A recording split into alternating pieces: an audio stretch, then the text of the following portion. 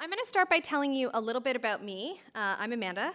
In an agency of 180 called Ben Simon Byrne, I am proud to have founded and now run a subsidiary called Narrative PR, and we are a group of 17 women. There aren't 17 pictures up there, but I promise there's actually 17 of us. Good 5 of them are sitting in the second row there, 5, 6. I'm also a mama to this little guy who's going to be 2 in 2 weeks. Thank you, whoever said that. I'm a commentator on CBC's Power and Politics twice a week. That is a plug. I'm the founding member of Ad Women of Toronto, which is in part why I'm here, to tell you a little bit about how we're trying to advance the interests of women in advertising and marketing. And I worked for this guy, who I'm supremely proud of right now as a strategist for the campaign and a spokesperson for the campaign, who, as we know, made this announcement yesterday. And when asked why gender parity was a priority for him, had this to say. Your cabinet, you said, looks a lot like Canada, and I understand one of the priorities for you was to have a cabinet that was gender balanced. Why was that so important to you? Because it's 2015.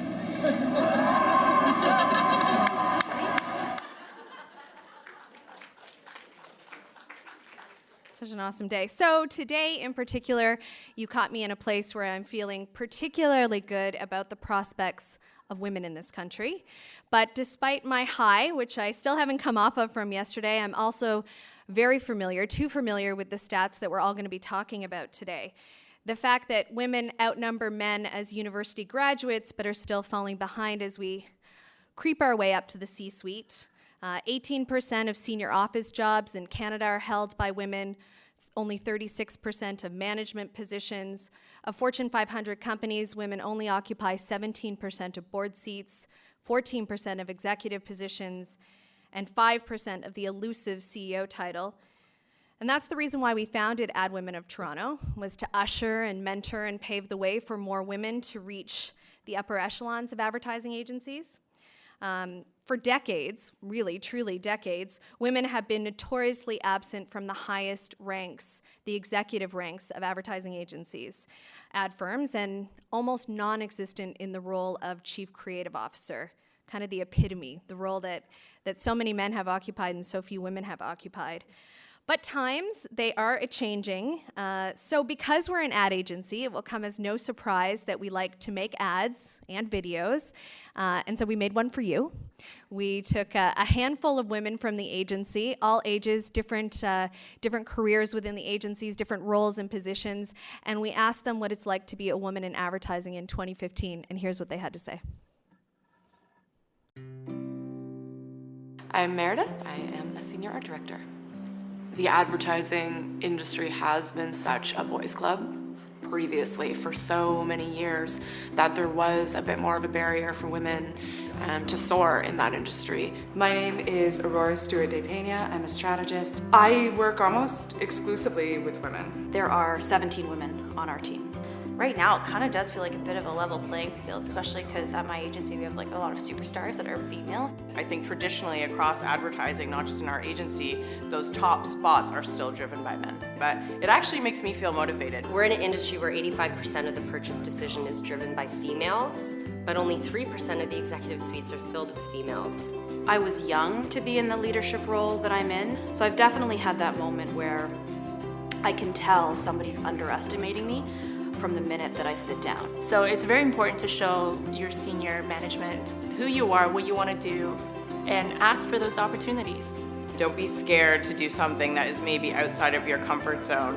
Women can be creative in any way, and if you're a good writer, then you should want to be a writer. And if you're a good designer, don't feel scared to sort of tap into the advertising field. I think we have the power to influence, and I think we have the power to drive what culture looks like. There is a special way that women work together, that they collaborate more than compete. I think that there's a special power in that.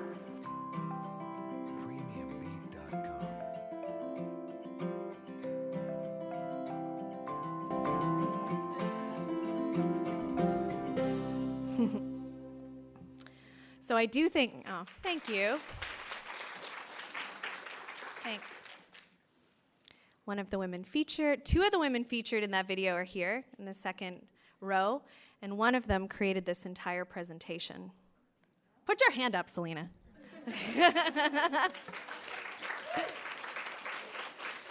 So proud to get to work with so many talented women. So I do think times are changing, but I think it has as much to do with gender as it does to do with demographics. As the population ages and the old boys club with it, the largest population cohort since the baby boom is entering the workforce with values, attitudes, and expectations that we have never seen before. The millennials are projected to account for 50% of the workforce by 2020, and an astounding 75% of the workforce by 2025. They are, as we've come to know, digital natives. They are growing up engulfed in technology and social media, and because of that, they are being shaped and influenced in a markedly different way than any generation before them. They communicate unlike any generation before them. And not so surprisingly, they're treating the workforce in a wholly unique way. And that's in part because the knowledge economy is changing business models. And because of the influence of social media and this generation, hierarchal, bureaucratic management structures are dying, and the power is being transferred from organizations to people. And I think that women are poised to take advantage of that sea change, if only through natural skill set alone. As luck would have it, as I was preparing for this presentation, I read Kirsten Stewart's Our Turn. That is not a plug, but it is a really good book. And her book echoed a lot of my views on women in leadership, and particularly how the changing digital landscape and technology is helping to level the playing field. So many of the qualities essential to what we're describing as modern leadership are those stereotyped to women. Anticipating events, listening, collaborating, multitasking, adapting. But there's also the skills that one hones on social media, sharing and network building.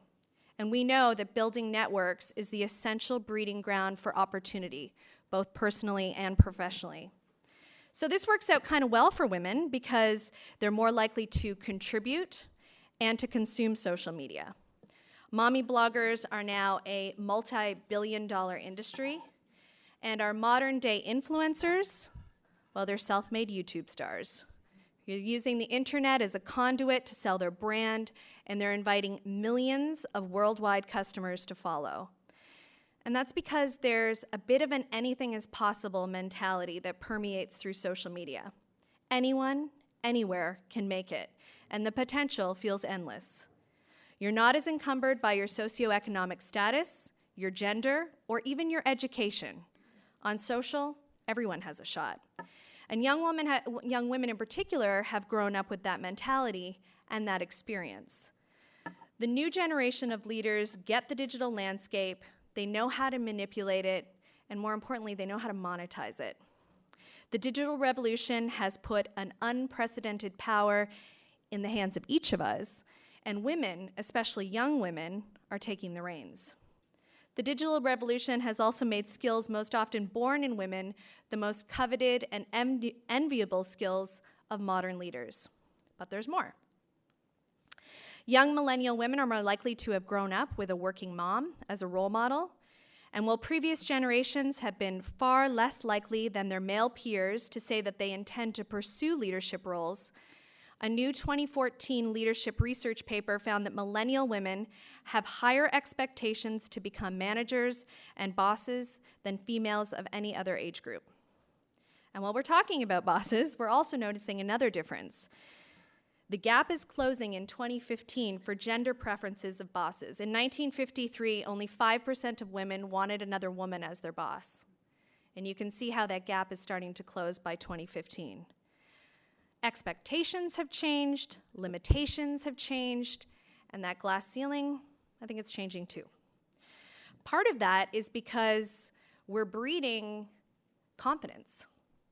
And whether that comes through our working role models, whether it comes through digital, whether it comes through executives, we're building strong, capable, talented women who believe that they can do it all, and it's paying off.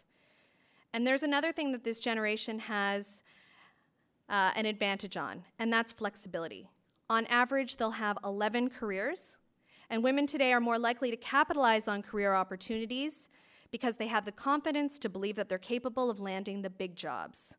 For generations, women notoriously reported self-doubt, especially when it was about reaching the C-suite.